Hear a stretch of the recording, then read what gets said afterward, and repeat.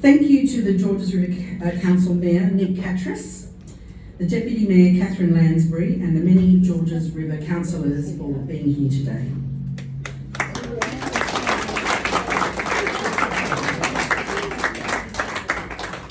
I'd like to take this opportunity to thank the various associations and organisations represented here today, including the Kogarah Historical Society, the Kogarah Progress Association, Connells Point Progress Association, Kogarah Community Services, the Kogarah RSL Sub-Branch, the Kogarah Primary School PNC, Carlton South Primary School PNC,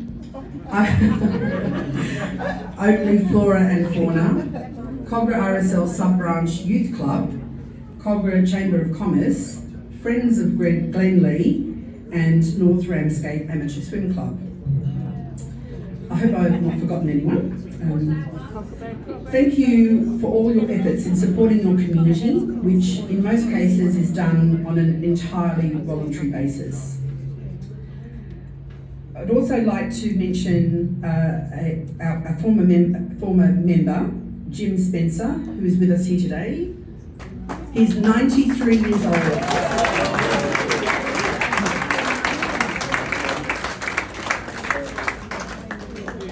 Thank you, Jim, for being here and for all the hard work over the years. When he was young. I'd also like to thank the venue team and all the staff who've been outstanding in helping us to organise this event, and for the great food and experience that we're all having. Thank you very much to Candice and Rachel and all the staff. Thank you.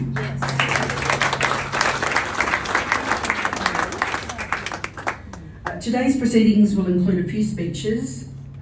The first will be given by our Association President, Jeff Powys. Jeff will speak for a few minutes about how the Association was formed and what we do. He will then introduce the guest speakers. I'd like to welcome Jeff to the podium. Thank you.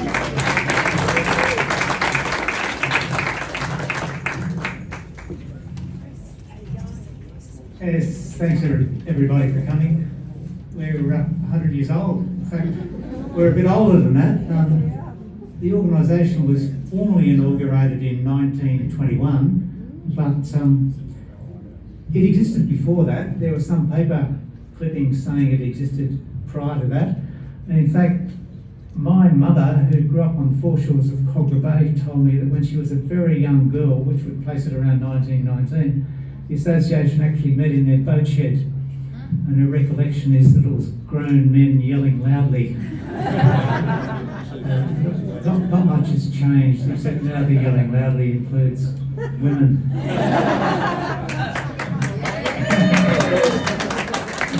Most of the young lady. Initially, members were motivated just to get the very basic services that the community needed, like steel roads and curb and guttering and drainage and parks and libraries, because they didn't exist.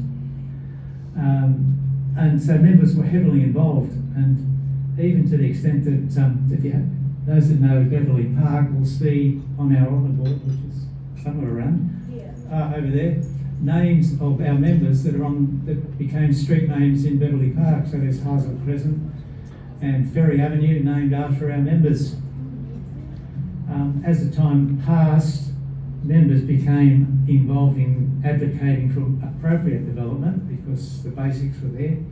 Things like saving the wonderful facade of the convent at San Susi, or seeking appropriate development of public areas, retaining accessibility of public spaces like the golf course, where some people would like to enclose it, private enclave. And of course, agitating for retention of our loved Cars Park swimming pool.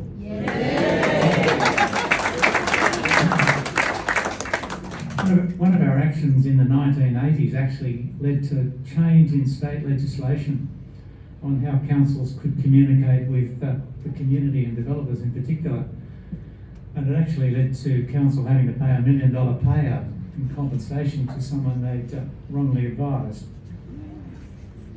We've obtained a number of grants for council over the years, $500,000 at one stage for stormwater improvements of sediment control into stormwater, And more recently, we obtained grants under the Queen Elizabeth Centenary celebrations to put trees into Cars Park, Blakehurst and Beverly Hills. And to advocate for change within council, many members over the years have been councillors or aldermen. We've had numerous members as mayors. And we have today Anne Field, who was an alderman over here, an alderman at council, Kogarah Council. And of course we've got our present representatives in Elise and Natalie and Peter on Georgia River Council.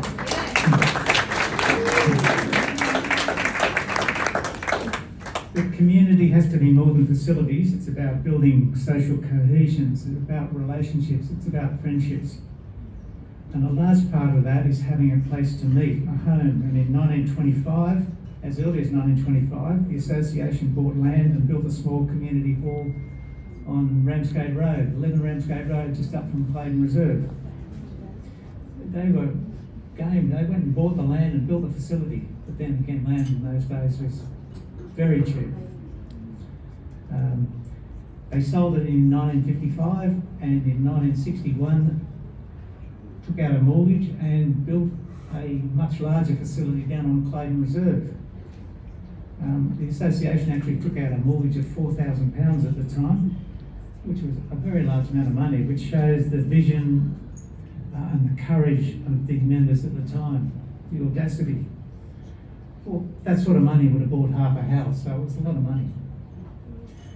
And some of our members indeed were characters. We had our association's social secretary, was a lady called Jean McCall. She's on our honour board. She served as social secretary for over 40 years, from the 1921 through to the 1960s. And she was so honoured that she was made a member of the, a member of the British Empire. She had a British Empire medal. But for those in the know, she was also Kogarah Bay's local SB bookie. So our members met all community needs. Getting back to the hall, it served as a focus for the local community where couples were married. The hall actually had a bridal change room in a public hall.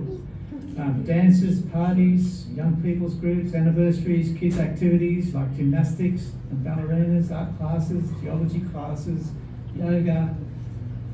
And Denise, I think you ran some dance clubs in the hall.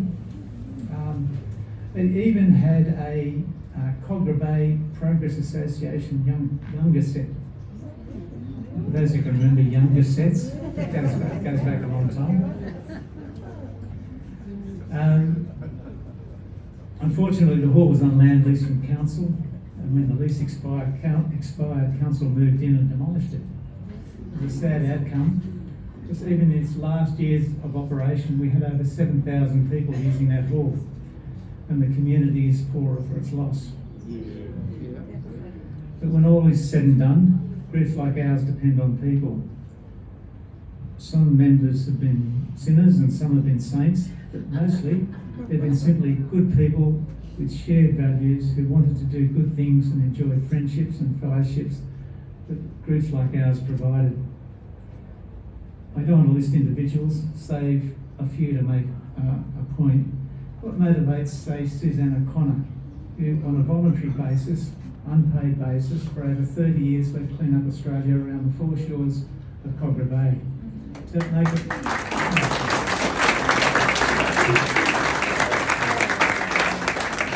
make it more attractive for people she doesn't know, we've got two life members, one of whom has for, again, over 30 years, made his time and energies and resources available for complete strangers who need advice and help on planning matters.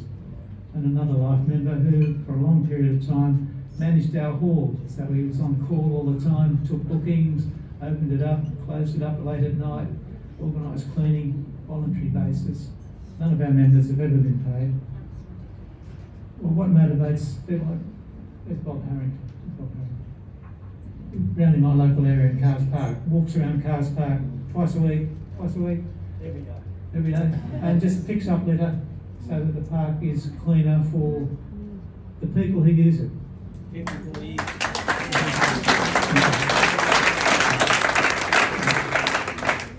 The answer is surely an innate generosity of spirit and simple goodness, and I can see that across our members. So I don't know what the future holds, but as long as members continue to embody these traits, community groups like the Kogarah Bay Progress Association, indeed I hope all the groups that are here today, will continue to enrich our community. So thank you.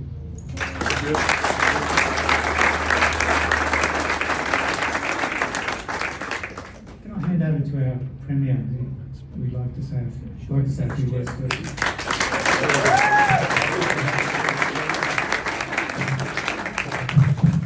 Well, thanks, Jeff, and thanks everybody for being here this evening. I really appreciate the opportunity to address it with my colleague Steve Kamper and so many distinguished guest councillors and the mayors here, Nick, and people from all different political persuasions. It's wonderful to be in this room to talk about this historical organisation. 100 years is not an easy achievement to rack up, and when you consider that it's been done off the back of the hard work of volunteers, it's even more special.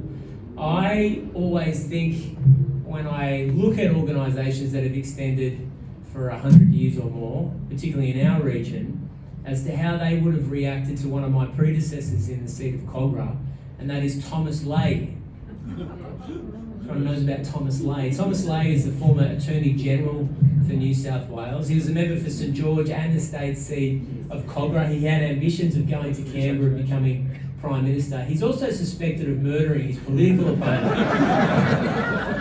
in an election in the 30s, and eventually was convicted of several murders in the UK and ended up dying in the prison for the criminally insane in Rockdale. So I'm not sure which side of the Kogarah Bay Progress Association was on during the Lay years, but at least it gives me the opportunity to say I may not be the best member for Kogarah ever, but I've got a good shot at not being the worst.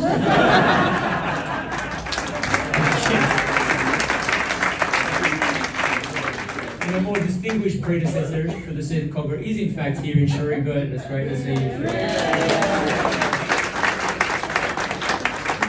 I'm not going to speak for long, but there's a few things I did want to recognise and acknowledge this evening. The first one is that you would all be aware that Stephen and my political affiliation is, of course, Labor, and the Kogarah Bay Progress Association's historical activism and animating force has been around independence, and far from me being critical of that as a political force in local government, we are wholly supportive of it, and we recognise it's so important, particularly in Australia, that partisanship doesn't extend to every part of civic life, and good people getting involved in their local community, standing on a platform because they want to make their community good and great, is a good thing for this city and for this state. And I want to congratulate and acknowledge everybody that stood up to run as an independent councillor in local government elections.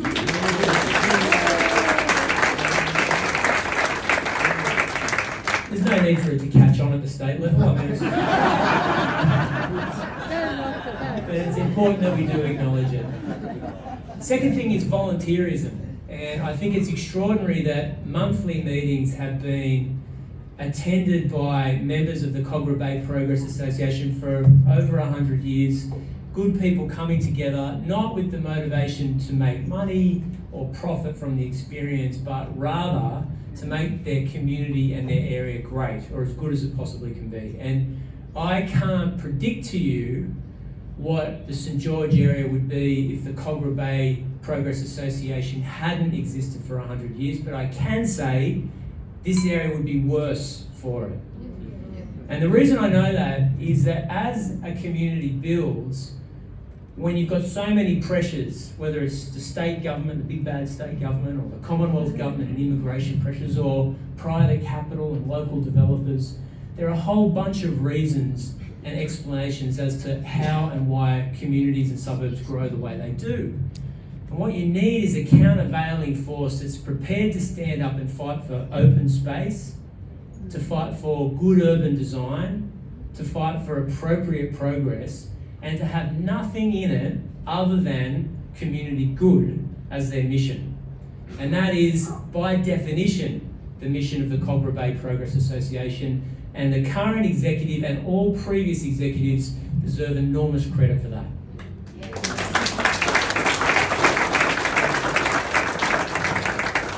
That's it from me, but I did want to say thank you very much for inviting me and Stephen, and it's a real privilege to be the member for Kogarah and interacting not just with the association but with all the component parts of it, whether it's the cars park pool group, or whether it's the fence around the golf course, or a whole range of local controversies, which I don't need to detail right now. It's been wonderful because more often than not, it's the same people who are members of multiple organisations, and I think that's an example of the fact that they care about it. One last thing I wanted to say, because it's been raised a few times with me this evening, I cannot wait as the Premier of New South Wales to rebuild the Cars Park pool.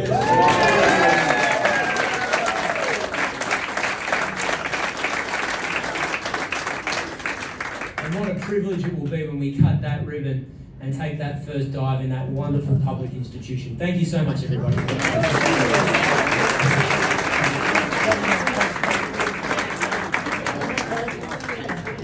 Straight on. Make sure you keep that tape on. Such a great Good evening, everyone. It's such a pleasure to be here. How do you follow that Class 8, my colleague? My Premier and very, very good friend, Chris Minns, we're so proud to be here together. Because I said, and I kept saying throughout the course of our campaign period, that if we win government, we form government, it'll be through St George. From St George, and the new Premier, the government will rise from St George, and that it did on the 25th of March. I'm so happy to be here as part of that government. And what's important to also appreciate is the association that we're here celebrating this evening. We're celebrating, I believe, 102 years, not 100 years. But whatever the case, I've had the privilege of working with throughout that whole period that I've been a local member, the member for Rockdale. Now, it might be Rockdale, but parts of Kogarah and this area here are in my electorate. And I remember, I recall getting called in for, when I first got in, they wanted to have a chat with me, so what my views were. It was a great meeting. But what I've seen throughout the whole period as a state member and working on the ground with the community is that the association, you have been on the right side of the argument every single time when it comes to community issues. Every single time. And I'm proud to say that I've fought on the front line with you on all of these issues, and especially the fence around the park, that hideous fence that they want to put on. And we just didn't let that happen. And even though there were forces working against us, we kept pivoting in a different direction to make sure that doesn't happen. And I'm proud to say it hasn't happened yet.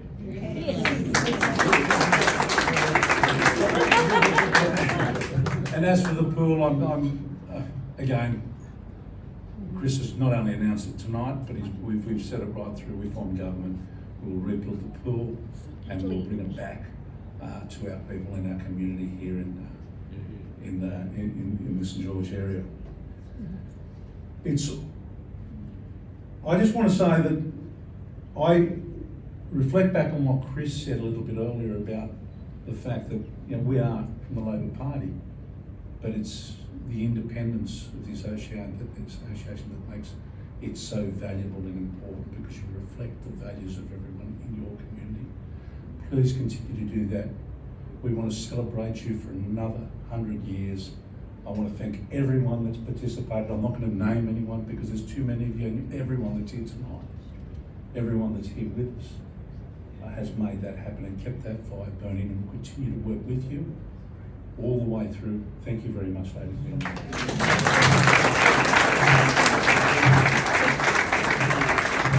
Okay, if you could charge your glasses, Jeff has asked me to propose a toast. 100 102 years, not 100 years, sorry everybody. But here's to progress, and here's to the Kogarah Bay Progress Association. Cheers!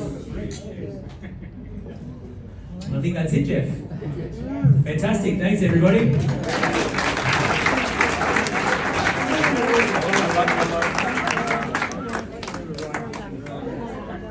A lovely story on Good to see you, Ben. How are you? That must be.